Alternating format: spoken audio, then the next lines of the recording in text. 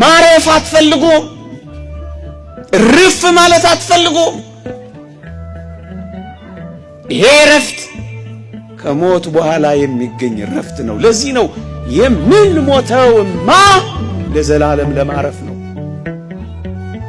ኦርቶዶክሳውያን ይሄ ሲገባችሁ በሞት ላይ ንቀት ያድርባችሁ፣ ትንቁታላችሁ። ረፍት ነው፣ ረፍት ነው፣ የዘላለም ረፍት። ምን ይደንቃል ወገኖቼ? እስኪ ልጠይቃችሁ። አንዲት እንቁ የተሸከመች ታንኳ ማዕበል ላይ ጉዞ ጀመረች እንበል። ነፋሱ ያናውጻታል፣ ማዕበሉ ያላጋታል። እንደውም አልፎ አልፎ ከማዕበሉና ከነፋሳቱ የተነሳ አንዳንዴ ሊደፍቃት ሁሉ ይደርሳል። እንቁ ተሸክማለች እቺ ታንኳ። እናስ አንድ ነገር ብቻ ትፈልጋለች እቺ ታንኳ። ምንድነው የምትፈልገው?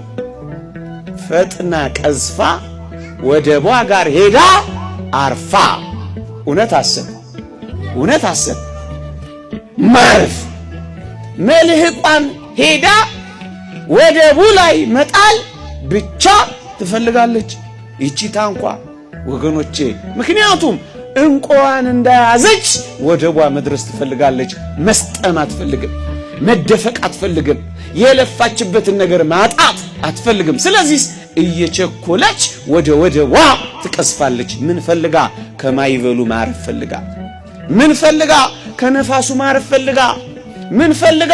ከመስጠም መውጣት ፈልጋ።